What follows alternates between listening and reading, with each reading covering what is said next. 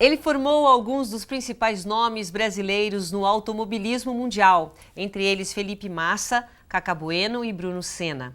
Com esse DNA, montou uma empresa pioneira na utilização de técnicas e conceitos do automobilismo esportivo associados a fundamentos da psicologia para treinar condutores do dia a dia, a chamada direção defensiva. Nós vamos conversar com o Roberto Manzini, fundador do Roberto Manzini Centro de Pilotagem, uma empresa alinhada aos objetivos de redução de acidentes da ONU. Olha que coisa importante. Muito obrigada pela sua presença aqui. E alarmante também, né, em relação aos números que a gente tem. O Brasil, infelizmente, está entre os campeões de número de mortos com acidente de trânsito. Até se falando dessa campanha da ONU, em 2011, ela colocou uma campanha que até 2020 os países signatários têm que reduzir 50% do número de mortos. O Brasil está em déficit com essa previsão. Esse número oscila e aumentou ano passado. Em 2017, nós tivemos 41.151 mortos. É muita coisa, né? Pelo DPVAT. É muita coisa, é mais que muita guerra. Quando a gente fala, já que a gente está falando em relação à ONU, esse alinhamento da sua empresa com a ONU, como que é feito? Dentro dessa campanha de 2011 a 2020, que é uma campanha mundial para a diminuição desses acidentes de trânsito? Desses acidentes. Nós participamos, junto com a convite do Denatran, do início desse programa, com uma expertise nossa, algumas coisas conseguimos aprimorar. E nós somos hoje reconhecidos pela FIA Foundation, que é um braço da Federação Internacional de Automobilismo, que se preocupa em reduzir acidentes no mundo. Então ela usa a experiência de automobilismo e usa também verbas para fazer campanhas. E nós somos reconhecidos por eles no Brasil.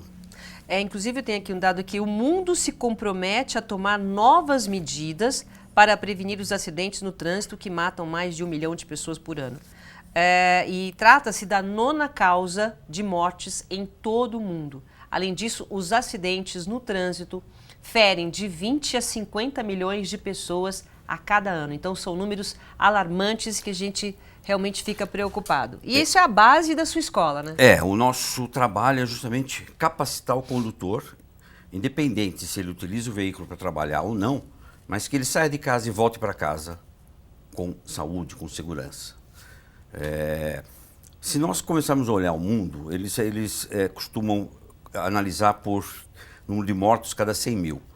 O Brasil, nós estamos por volta de 21 mortos a cada 100 mil. A Europa, a média é 6, os Estados Unidos é 11, 12. É grande ainda. Claro que tem países na Europa que você tem lá 3,9, 4. Na média está dando 5,86. O Brasil é que tem essa curva alta. Por quê? Porque uma série de problemas que nós temos, não é só a via, as dimensões do Brasil por serem continentais, Os números sempre serão maiores. Sempre serão maiores, mas dá para se fazer, dá para se melhorar. A experiência que nós temos pela iniciativa privada, hoje o nosso público, 95%, são empresas que estão preocupadas com o seu colaborador, que trabalham ou força de vendas, ou assistência técnica, enfim, utiliza o carro para desenvolver a sua profissão, que eles consigam sair e voltar para casa todos os dias, utilizando melhor equipamento, se cansando menos, mexendo com índice de manutenção. Até um lado que é uma preocupação grande mundial, que é a ecologia, né? O que se chama de ecodrive, a pessoa bem capacitada, ela consegue economizar não só combustível, mas como pneus, pastilha de freio, uma série de coisas que não é só o custo direto para ela. Nós pensamos também tudo, né? Um todo. Num todo, né? O ser humano ele está inserido no mundo. E na hora que ele começa a dirigir uma máquina, ele precisa estar capacitado. Como que você veio do automobilismo, eu até fiz a abertura aí, você que foi o formador de tantos pilotos, inclusive o próprio Felipe Massa, como é que foi essa transição tua e qual que é a diferença, né, de sair do automobilismo com a alta velocidade e ensinar as pessoas a se conterem um pouco mais? Isso começou a cair a ficha, eu terminava um treino, às vezes, e via acidente na rua, e falava, puxa, eles andam uma velocidade inferior que se anda no autódromo, por que batem? E aquilo ficou na minha cabeça incomodando. Quando eu parei de competir, eu falei... Você competiu até quando? Até 96. Em que categoria? Eu andei muito de marcas, tenho 2 campeonatos de marcas, fiz Olha. uma temporada na Stock Car. E quando eu parei de competir, você tem aquelas crises, né? Principalmente quem mexe com esporte, o que eu vou fazer? É verdade. E eu falei, vou começar a ensinar os outros. Aí eu fui estudar, daí eu fui fazer psicologia, acabei fazendo especialização para entender melhor o homem, como melhorar esse homem. E o que eu pude notar? Que apesar de a velocidade ser muito menor que na pista, bate-se mais porque não tem, é um problema de capacidade. A pessoa não sabe mesmo. Não sabe mesmo. Não sabe dirigir. Não sabe. Hoje no Brasil, até 18 anos, o jovem fica de mãos atadas. 18 anos, ele tem a habilitação e ele pode pegar via rápida, secundária, de noite com chuva, com o carro vazio, com o carro cheio, rodovias de mão dupla, fazer ultrapassagem, que ele não foi capacitado. Não aprende isso. Aí o que acontece? Você vê as seguradoras têm aí um custo maior, a estatística delas, nessa faixa etária, verdade. que custa mais. Por quê? Porque ele não está capacitado. E aqueles que não morrem acabam sendo economicamente para uma série de empresas. Só que é um erro, né? Você tem, em alguns países da Europa, eles começam a dirigir de 14 a 15 anos, 15, 16, uma moto pequena, chamada scooter. Como era antigamente que acontecia no Brasil, né? Na cidade, não pode pegar rodovia. Aí de 16 a 18 ele habilita e não pode pegar rodovia, a não ser acompanhado de quem tem mais 2 anos. Ok. Se ele cumpriu isso e não teve penalização nenhuma, com 18 anos ele tira, vamos dizer, uma habilitação definitiva. Quer dizer, vai gradativo. Vai aprendendo com Exatamente, calma. exatamente. E aqui, não, ele fica atado, não só aqui. Os Estados Unidos também, alguns estados lá é muito estadual, permitem a habilitação com 16 anos. Antes, né? Lá, vamos dizer assim, a capacitação também não é excelente. E também, lá é diferente porque o carro automático, né? Não é só isso. Não é por isso? Não, tem um outro lado. O policiamento lá é ostensivo. Você dirigiu lá, tem aquele stop sign. Se você não parar, vai brotar um guarda. Vai. É que nem aqueles filmes que a gente vê que sai de Exato. trás dos arbustos. Ele sai de trás da placa. E sai mesmo, sai de trás da placa, você não sabe de onde vem. Veja, qual é a função da multa? Vamos agora mexer um pouco com esse comportamento. A razão da multa é extinguir um comportamento errôneo. É verdade. E se você pegar qualquer manual, isso aí vem do behaviorismo, né, que é a psicologia comportamental, que o americano domina isso, você tem que, para extinguir esse comportamento, punir na hora. Eu faço muitas vezes em palestra uma brincadeira. Você tem filho? Se ele quebrar um vaso de cristal, você daqui 15 dias vai mandar uma circular para ele? Já sei falando onde você quer chegar. E realmente, que pensamento, é verdade. É verdade. É verdade. Agora, nos Estados Unidos, na hora que você errou, você já brota punido, um policial, é ele vai te autuar. Porém, ele vai chamar sua atenção. Senhor fulano, o senhor está infringindo a lei número tal, colocando em risco a sua vida, de terceiros, assim, assado. Então, como o policiamento é ostensivo, eles conseguiram segurar um pouco mais lá. Senão, as pessoas têm medo, realmente. Tem medo. Senão isso teria piorado até. Seria maior do que já é lá, 11, 12, né? Infelizmente aqui, as multas elas vêm principalmente pelo sistema eletrônico e eu falo para uma pessoa assim, quando chega a multa em casa, a primeira coisa que você vai fazer hoje é olhar no teu Outlook para ver eu estava lá. É verdade. Quando você fez essa pergunta, você não associou a punição ao seu erro. É verdade. Fala, peraí, eu passei nessa praça? E uma outra coisa que eu discuto, até por isso que eu tive problemas aí em uns órgãos, quando eu fiz uma pergunta, nós vamos pegar Castelo Branco, rodovia Castelo Branco, 120 km por hora, e eu no quilômetro 50, eu estava a 122, uma multa. No quilômetro 110, 127. No quilômetro 150, 121. No quilômetro 180, 122. Eu perdi minha habilitação. Você concorda? Concordo. Você já é um criminoso do crime, do trânsito. A hora que daqui 15, 20 dias vão chegar, vou ver minha pontuação. Porém, se a função da multa é evitar que você incida no erro, ela está errada. Se no quilômetro 50 eu fosse parado, o policial falasse, senhor Roberto, o senhor está em excesso de velocidade, colocando em risco o senhor, a sua família, assim, assado, por favor, assine aqui. Eu ia me policiar muito mais. O resto, é verdade. Então, veja, se é para tirar do risco, para não entrar no perigo, ela não está funcionando. Isso é opinião minha particular. A função é educar da multa, educar. não punir. Não punir. O que é que nós conseguimos muito nas empresas, nas particulares, né? Nas corporativas? Eles têm um ciclo, entregam um equipamento adequado, vão capacitar esse condutor para atividade, porque muitos deles fazem venda ponto a ponto numa cidade, outros pegam rodovias excelentes como São Paulo, rodovias ruins como nós temos no Brasil, algumas são da divisão de agro, que você tem picape, então você vai capacitar para aquele equipamento e para o job. Depois, cuidam muito da manutenção e fazem um acompanhamento. Este acompanhamento é análise de multas, produtividade, consumo de combustível e hoje se usa muito da metria, né, chamada telemetria. São equipamentos que você coloca no automóvel que vêm de competição, aquelas coisas, sabe? Sim. Você acompanhou o automobilismo, conhece? Sempre dá olhando lá. Exatamente. E isso, eles começam a tirar perfil. Se você tiver um bom analista, nós começamos a olhar e falar, por que está oscilando tanto o volante desse condutor? Por que está oscilando tanto o acelerador? Ele está com algum problema. Então o condutor. O condutor. Você vai ver que o problema está com ele, que quando esse problema às vezes aparece num acidente. Então você tem medidas de monitorar para não chegar a isso. E é claro... E através da telemetria. Isso ajuda... Você coloca dentro do carro. Dentro do carro.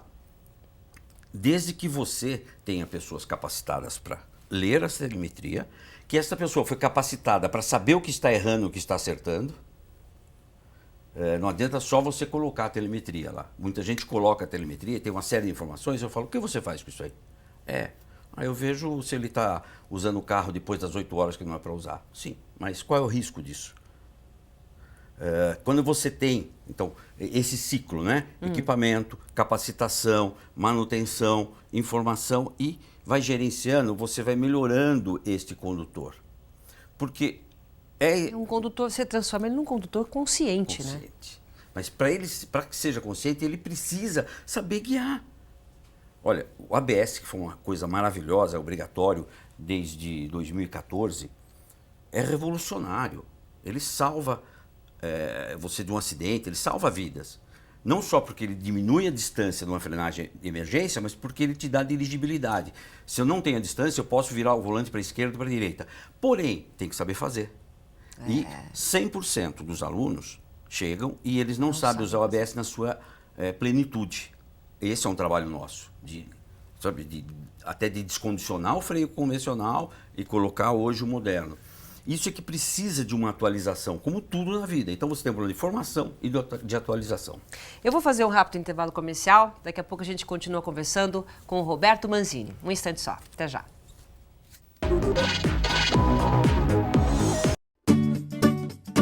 Objetivo, conceito de escola no coração dos pais e dos alunos. Infantil, fundamental, integral. Médio, pré-vestibular.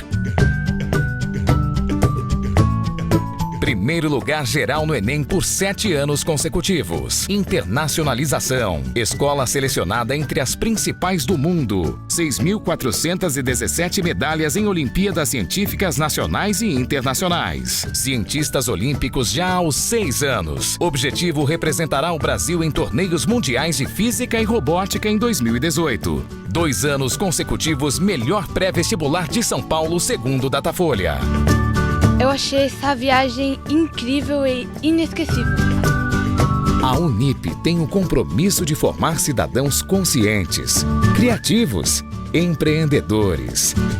A qualidade e o reconhecimento dos cursos presenciais e na educação à distância.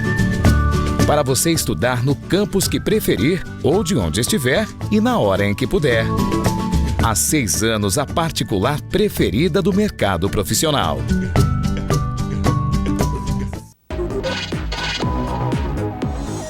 Estamos de volta conversando com o Roberto Manzini, fundador do Roberto Manzini Centro de Pilotagem, uma empresa alinhada aos objetivos de redução de acidentes da ONU e está aqui dando uma aula para gente. Você acha que você sabe dirigir?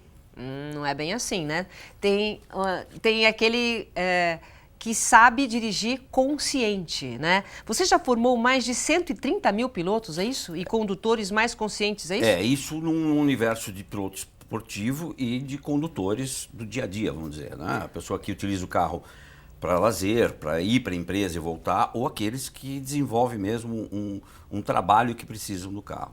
Qual que é a principal diferença quando você pega o seu aluno, ele quer ser piloto, né, de prova, e ele apenas vai lá para ser um simples condutor? Principal diferença? A emoção. Porque normalmente quem vai fazer um curso de defensiva, ele vai porque tem procedimentos da empresa que é praticamente obrigado a fazer. E ele quer se defender, né? Não, e ele vai com uma resistência, ele vai para cumprir aquilo que a empresa determinou. Quando ele sente que o que ele está aprendendo, ele leva para a família dele, aí eu tenho, vamos dizer, uma aderência desse aluno. O pilotagem esportivo não, ele chega porque no mínimo é um prazer. Ele pode ser que não vá ser piloto de competição, mas ele quer dominar a velocidade, ele quer ter a emoção de pilotar em Interlagos, que é o único autódromo homologado pela Fórmula 1 na América do Sul. Enfim, aí ele é fator emocional. Com esse, eu tenho que baixar um pouco a ansiedade da adrenalina dele, né, para que ele absorva. E com o outro, eu tenho que pôr até um pouco de adrenalina para ele se sentir bem e realizar os exercícios. Como é que funciona a sua escola? Onde que é? É Interlagos? É Interlagos. A nossa sede é na porta do autódromo. Nós temos um contrato com o autódromo, que é da Prefeitura de São Paulo, pagamos uma locação. Como os cursos, uma boa parte é período integral, então o aluno chega de manhã, 7h30 da manhã, tem um café e faz o cheque de documentação, aula teórica, pista, almoça, pista e encerramento. E para nós é fácil, porque atravessou a rua, nós estamos na pista, então todos os equipamentos, principalmente no caso de defensivo, nós temos um laboratório, a pista tem as medidas certas, os exercícios são todos metrados, você tem controles eletrônicos de velocidade, de estímulo, resposta. Por quê? Eu não sei se você melhorou no exercício, se você está com a velocidade diferente do que iniciou. Então eu tenho que saber da tua capacidade de gerenciar o carro naquela velocidade. Se você estiver abaixo, vai ficar muito fácil. Se estiver acima, pode errar por velocidade e não por capacidade técnica. Muitas vezes, né, a gente acha que a gente sabe pilotar, mas você vê que existe aí uma desconstrução, eu posso dizer, né? Por exemplo, se eu for lá para a escola, eu acho que eu sei dirigir. Sabe que o acidente que eu tive na minha vida foi apenas um, mas é quando você vai naquela sua zona de conforto de se achar, né? Essa pista aqui eu conheço, isso aqui, ainda mais eu tenho família em Santos, então quando descia a serra, tá, você vai, e foi ali que eu rodei. Quando uma pessoa entra na zona de conforto, ela fica na distração. Qual é a dica que você dá principal? Isso aí nós usamos uns exemplos até de competição. Tem um exemplo clássico que é do Ayrton Senna, que ele não venceu pela 7ª vez Mônaco, porque ele mesmo depois falou, eu me desconcentrei. Ele estava com 2, 3 segundos na frente do Prost e desconcentrou e bateu a roda traseira direita no guarda-reio. Ele, um homem que dominava, sabe, no Fórmula 1 como raríssimos. Foi humilde de falar, eu desconcentrei. E o Emerson, ele venceu 2 vezes 500 milhas de Indianápolis, uma delas também ele desconcentrou e bateu na zebra interna. Por quê? No caso deles, a tensão o tempo todo aliviou um pouco, entrou na zona de conforto. O que acontece muito hoje, além dessa zona de conforto que o condutor tem, e por isso que as estatísticas mostram que numa circunferência de 5 km próximo à sua residência, ao seu trabalho, aumenta o número de acidentes. Por quê? Ali, o teu inconsciente fala assim, já cheguei em casa, já cheguei no trabalho. E não, o condutor só chega quando parou o carro, desligou a chave e aí soltou o cinto. Uma das coisas que nós fazemos é mexer com a ergonomia. O jeito que você senta no carro faz o teu corpo o tempo todo lembrar que está dirigindo. Como é? Por exemplo, aqui, eu estou com a coluna reta. Tá. Então eu melhoro a minha respiração. Com isso, eu tenho mais oxigênio. A tendência é de eu ficar com a tensão um período maior. Entendi. Depois a posição de mão também. Tudo tem que ser confortável, mas ao mesmo tempo lembrar que eu estou guiando. Se você, ótimo ter imagem, né? Se você começa a dirigir assim, o teu corpo relaxa. Há uma tendência de você relaxar. Isso é inconsciente no ser humano. Então, nós temos esse problema da queda de atenção, quando você está num lugar que você domina. E o outro problema, que é, vamos dizer, da atualidade, é a desatenção em função de tudo o que a sociedade cobra, que você tem que fazer bem feito, e mais o tal do estúpido fone. O celular? O celular. O celular tá... O celular é um realmente. problema, não sou contra, todo mundo usa, eu acho que facilita, você tem hoje aí uma série Não, mas você põe lá no Waze, você tem que ficar olhando para ver onde você está indo. Como é que faz? Aí é que começam os procedimentos, veja, os procedimentos de segurança. Primeiro, você vai de ponto A ao ponto B, você tem que saber para onde você vai. Tem muita gente hoje que sai, põe e não sabe. E aí o que acontece? Esses aplicativos acabam te jogando até dentro de uma... Um lugar mais perigoso. Perigoso, não é? Por quê? Porque você não sabe, a pessoa norte e sul esqueceram. Então, primeira coisa, saber para onde vai. Segundo, você colocar também com comando de voz. Sim. E numa posição que não te atrapalhe tua visão, que você não tenha que tirar muita visão. Então você vai escutando e checando. Ok. Aí diminui a tensão. Agora, o pior é você falar ao telefone, digitar. E tem gente que assiste vídeo quando o trânsito está ruim. É só nós olharmos no dia a dia, você olha para o lado, a pessoa está no celular. Hoje a maior causa de acidente é o celular? Não tem estatística, mas nos grandes centros, provavelmente sim. O que o condutor tem que lembrar é que você, em um segundo que você fez isso, teu carro continua andando. Se eu estiver a 60 km por hora, ele deslocou 18 metros. 18 metros é um ônibus articulado, é a diferença para antes do ônibus ou no meio dele. É verdade, é um perigo mesmo. Então nós temos que lembrar que estamos num veículo que está se deslocando metros por segundo. Um segundo, X metros. Não tem. Então você tem que ter atenção, tem que ver para poder prever e fazer as coisas antecipadamente. Muitas das empresas hoje, além de ser proibido pelo Código de Trânsito falar ao telefone, se um gestor ligar e eu estiver dirigindo e atender, ele perceber, eu posso ser demitido. Ah, ótimo. Porque eles não querem. Eles não é que não querem que use o celular. Eles querem que use porque eles fornecem celular. Mas você chegou e hoje, sabe, você tem recado, tem mensagem. O tempo todo. O tempo todo, para num lugar. Mas e o Bluetooth? Às vezes você está falando ali, ó, tem o Bluetooth, tem tá o Bluetooth, a pessoa ali conversando, mas você não está colocando a mão no celular. Veja, você está distraindo também? Está distraindo. Você ali perdeu quando você está com a mão no celular, você perdeu a sua capacidade motora, você está com uma mão só. A capacidade cognitiva, que é escutar, entender e responder, você já está comprometido. Nós fizemos testes junto com a Associação Brasileira de Medicina do Tráfego, usamos um simulador e a pessoa com fone de ouvido, a mesma coisa com o Bluetooth. E você escutando uma música, conversando com alguém. Conversando, ótimo que você está falando isso aí. Escutar uma música, você põe uma música que te agrade. Conversando com alguém, na conversação nós temos muito, não só da verbal, mas também a corporal. Quem está ao meu lado está olhando, está sentindo, está me vendo. Se eu demoro para responder, essa pessoa, a primeira coisa que faz é olhar para frente. Alguma coisa aconteceu. Quando nós estamos falando ao telefone, muitas vezes quem está do outro lado fala assim, o que aconteceu? Não entendi. Cada vez que fala isso, você para de prestar atenção e responde. Entendi. Então a capacidade cognitiva, ela acaba sendo comprometida. Então você pode conversar, pode escutar uma música. Eu brinco assim, olha, você não vai ter uma DR no carro, aí não vai dar certo. Né? Sei não, hein? Aí bom porque com o trânsito de São Paulo, uma hora dá para falar bastante. Mas o problema é que você vai perder o controle. É verdade. Não vai haver respeito, pode não haver respeito. Até eu uso um dos vídeos, veja, muito calçado na Fórmula 1. Tem uma cena da Fórmula 1 que o Max Verstappen, que é extraordinário, ele está segurando o outro piloto da equipe, falta uma volta por aí, e o engenheiro dele começa a falar, e ele fala, don't touch, e erra uma freada. Ou seja, contudo, vejo o preparo que eles têm.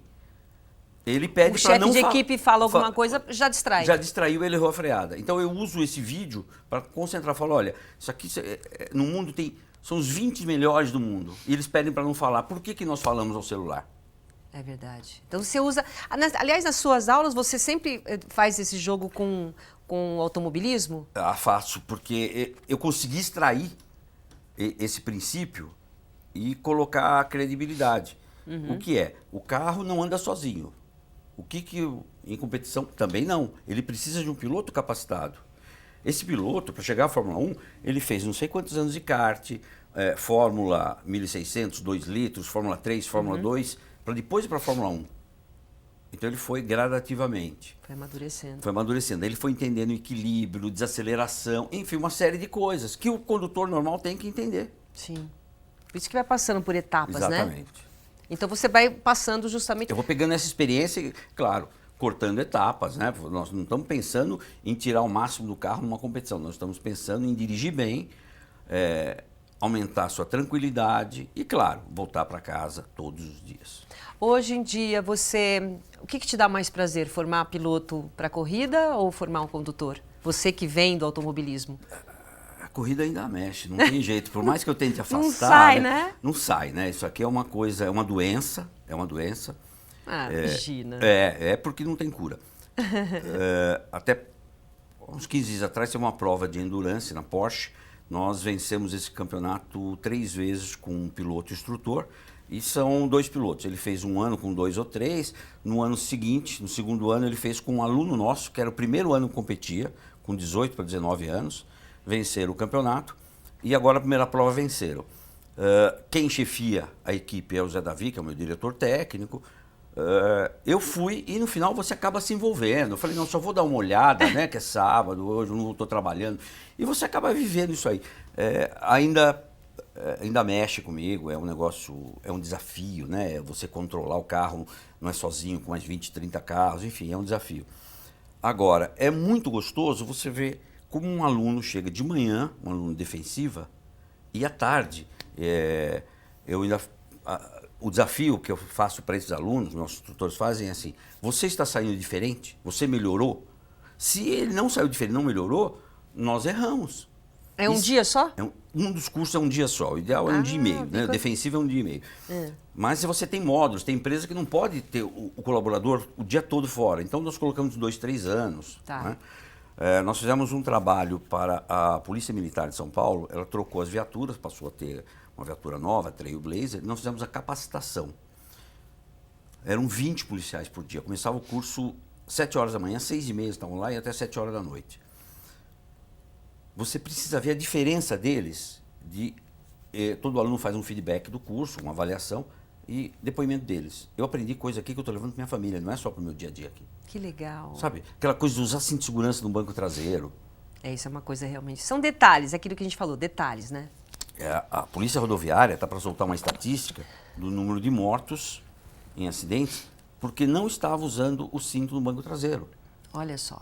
Porque o cinto no banco dianteiro, todo, sabe, já está acostumado, já é um acostumada hábito. E outra, é fácil de fiscalizar. O traseiro, por ser difícil de fiscalizar, o pessoal não coloca. Tá. E aí eu sempre falo com os alunos, experimenta você colocar ali um laptop e freia. Ele vai vir me bater. Calcula se é uma pessoa. Isso é seu filho. Exato. Né? Para não ser chocante, né? Fala um laptop, um smartphone, mas aí você pensa no seu filho. Cinto de segurança, todos ocupantes. Todos ocupantes. Todos em ocupantes. qualquer momento. Né? Ontem nós tivemos aí, essa semana, tivemos um acidente na Marginal, a pessoa foi sequestrada, o ladrão foi perseguido pela rota e acabou capotando. A sequestrada não se machucou, porque ela estava no banco traseiro de cinto. Depoimento dela. Olha, sabe que na hora H ela lembrou que tinha que estar viva. Né? E um dos bandidos foi jogado para fora do carro, desacordado, e acabou sendo preso, morreu, não sei, porque justamente estava sem cinto. Então é importante, eu te agradeço muito, né? Acho que foi muito importante essa entrevista, porque coloca uma conscientização. Às vezes a gente briga com as multas. Tá essa multa aí, tá para pegar, não. Para tirar dinheiro meu, não é. É uma conscientização que a gente precisa ter, certo? Quem dirige direito não pega multa. Tá bom. Muito obrigada, viu? Obrigado. Pela presença. Nossa Opinião Livre de hoje fica por aqui. Muito obrigado pela sua companhia e até a próxima. Tchau.